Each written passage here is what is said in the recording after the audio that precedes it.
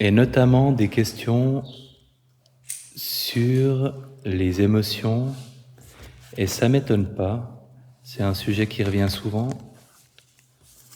Dans une question d'ailleurs, peut-on revenir sur les émotions? Et une autre qui est un peu dans le même registre, quand il y a des pensées négatives qui reviennent, faut-il trouver la raison et la solution? Et pour les pensées positives, pareil. Alors, sur le sujet des émotions, première chose qu'il faut toujours clarifier ou rappeler, notre but n'est pas de les supprimer, pas de les diminuer, pas de les contrôler, pas de les gérer et pas de ne pas en avoir. Parce qu'il y a cette image quand même qui colle à la peau de la méditation, de la personne qui finalement est dans une sérénité tellement béate qu'elle n'a plus d'émotion, et c'est pas l'objectif. Il n'est pas réaliste de toute façon. Par contre, on veut les vivre en pleine conscience plutôt qu'en pilotage automatique, pour gagner en aisance et en liberté dans le rapport qu'on a avec elles. Et pourquoi est-ce qu'on veut ça? Parce que quand on vit une émotion en pilotage automatique, il y a deux grandes catégories de problèmes qui peuvent se produire. Le premier, c'est le passage à l'acte, c'est-à-dire que l'émotion prend les commandes et nous fait agir ou nous fait dire. Alors, il y a l'exemple évident de la colère, parce qu'il est mécanique. On est en colère, on dit quelque chose, on regrette de l'avoir dit. Mais il y a évidemment des cas où l'émotion prend les commandes pour ne pas nous faire faire quelque chose qu'on aurait voulu ou dû faire. Et l'anxiété est une grande spécialiste. Donc, dans les deux directions, faire des choses qu'on regrettera d'avoir faites ou ne pas faire des choses qu'on regrettera de ne pas avoir faites, ça peut être un passage à l'acte de l'émotion qui prend les commandes, avec laquelle on est complètement confondu dans ce cas-là, parce qu'on l'a vécu sans pleine conscience. L'autre scénario, quand on vit une émotion en pilotage automatique, c'est qu'on fait de l'émotion un problème et on rumine autour de ce problème. Donc on a une bouffée d'anxiété et on se demande mais pourquoi est-ce que je suis anxieux? Mais d'où est-ce que ça vient? Mais qu'est-ce que j'ai fait? Mais est-ce que c'est la faute de mon éducation? Et on cherche des solutions alors qu'il n'y en a peut-être pas, et on rumine, voilà, autour de l'existence de l'émotion. Et donc, en ruminant, on la rend encore beaucoup plus désagréable, parce que l'émotion est simplement un signal dont on peut faire quelque chose ou ne rien faire, mais la rumination ajoute rarement quelque chose de positif. Elle prolonge plutôt l'inconfort provoqué par l'émotion quand elle apparaît. Évidemment, quand on part en rumination, on peut aussi partir en fuite, c'est-à-dire boire une demi-bouteille de whisky ou manger 3 plaques de chocolat pour se sortir de cet état désagréable dans lequel on se trouve quand on vit une émotion en pilotage automatique et qu'on y réagit en ruminant et en mettant de l'huile sur le feu. Donc, CQFD, c'est mieux de vivre une émotion en pleine conscience.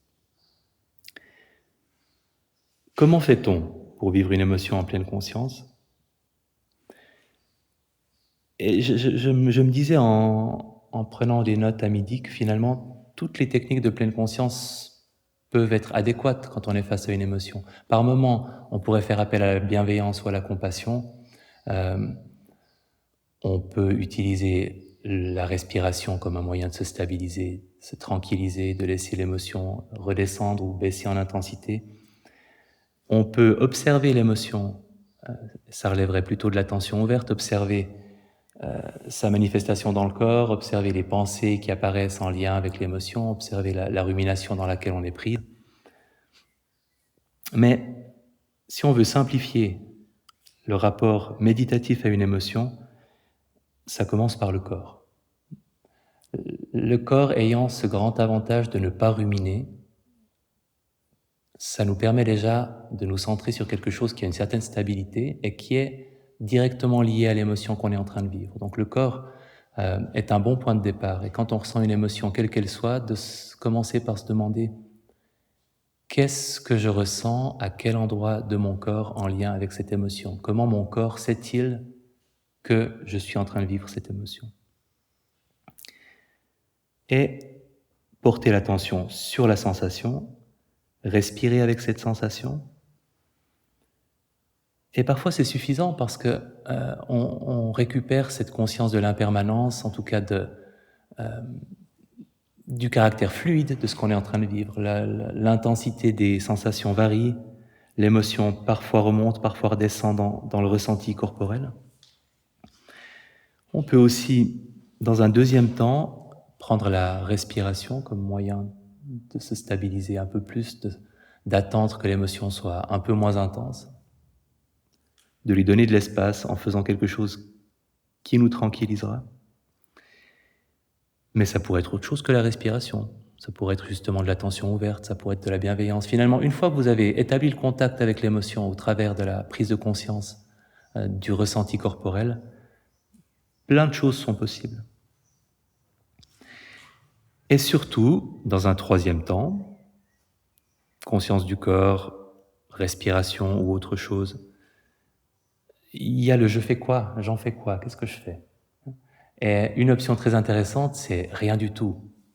Souvent, c'est bien de ne rien faire du tout, de simplement continuer d'être présent à ce qu'on est en train de vivre en attendant que cette vague émotionnelle redescende. Et pour ça, la respiration est pas mal, parce qu'elle nous donne quelque chose à faire et à continuer de faire en attendant de se sentir moins pris par l'émotion. Mais on peut faire plein d'autres choses. Vous pouvez manger une plaque de chocolat, si vous le faites en pleine conscience, et à ce stade, parce que vous avez choisi de le faire, et parce que vous êtes arrivé à la conclusion que c'est ce qui vous permettrait le mieux de vous sentir mieux, mais pourquoi pas ? Le chocolat est problématique quand il se mange en pilotage automatique, et qu'on le fait sans avoir réfléchi, sans avoir choisi de le faire, et que du coup, on n'en profite pas, et qu'on en mange souvent plus que nécessaire, et qu'on se sent pas bien après. Mais en lui-même, si vous avez suivi le cours de Mindful Eating, on fait une méditation du chocolat thérapeutique où on évoque une émotion difficile et on mange un microscopique carré de chocolat noir en se concentrant sur la saveur en bouche, et on se repose la question de quel est le ressenti corporel et émotionnel après avoir mangé le chocolat noir. Et pour certaines personnes, elles ont oublié le problème qu'elles avaient évoqué en début de méditation. Ça m'était arrivé dans une des formations d'ailleurs, où je me disais, mais je sais que c'était un truc embêtant, mais c'était quoi? Pour d'autres, c'est juste, finalement, c'est pas si grave. Ouais, c'est un peu embêtant, c'est une situation un peu stressante. Donc, l'effet du chocolat sur l'humeur, il est réel, et il peut être tout à fait profitable, et ça peut être un plaisir d'oublier un inconfort émotionnel avec du chocolat. Quand on choisit de le faire, et quand on le fait en pleine conscience, et qu'on prend la décision en connaissance de cause, et qu'on profite de chaque morse. Et c'est impossible dans ces circonstances-là d'en manger trop d'ailleurs, parce qu'on arrête d'en profiter assez rapidement. On peut crier très fort, c'est tout à fait, c'est une option possible. On est très en colère, on a envie de crier, on crie. On écrit une lettre de démission si c'est un problème professionnel. On se fait couler un bain chaud, ou, encore une fois, on attend que ça passe en méditant. Donc, c'est pas ce qu'on fait qui compte, c'est l'état d'esprit dans lequel on se trouve quand on le fait. Et qu'on l'ait vraiment choisi, plutôt que ça nous a été imposé par notre pilotage automatique, nos ruminations. Donc, on se réapproprie la position d'observateur, et cette position qui permet d'observer l'impermanence, le fait que le ressenti physique n'arrête pas de changer.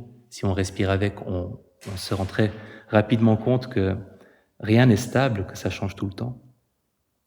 Et on se désidentifie de l'émotion en la nommant. Tiens, bonjour anxiété. Et on est l'observateur de cette émotion. C'est pas à proprement parler notre émotion. Il y a plein de gens dans le monde qui ressentent la même chose. Donc ça n'a rien d'exceptionnellement à nous. C'est simplement une émotion. Et très franchement, dans cette perspective méditative, les émotions cessent complètement d'être problématiques. Si vous vous imaginez, vous pouvez fermer les yeux, ça risque d'être un peu abstrait, mais on essaye. Si vous vous imaginez que vous vivez une émotion, de la colère, de l'anxiété, de la honte, de la culpabilité, de la tristesse, peu importe, et que vous avez une conscience de cette émotion, et en ayant conscience de ce que vous vivez dans le corps, une compréhension très claire que c'est quelque chose de changeant et que c'est quelque chose qui va passer. Petit 1. Et en observant cette émotion en tant que ressenti corporel, vous avez aussi pleinement conscience que ce n'est pas à vous, que ça ne vous concerne pas seulement vous, que vous êtes simplement en train de vivre une émotion que tous les autres humains vivent aussi. Elle n'est pas à vous, elle ne fait pas partie de qui vous êtes, elle est en train de vous arriver, elle est présente dans votre expérience, et elle va passer.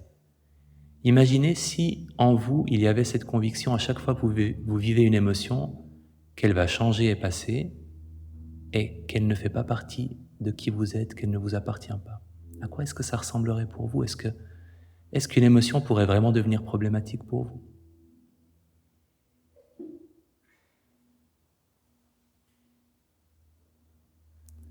Alors je sais que c'est super abstrait, mais est-ce que pour certaines personnes, il est apparu que ce serait plus vraiment problématique ?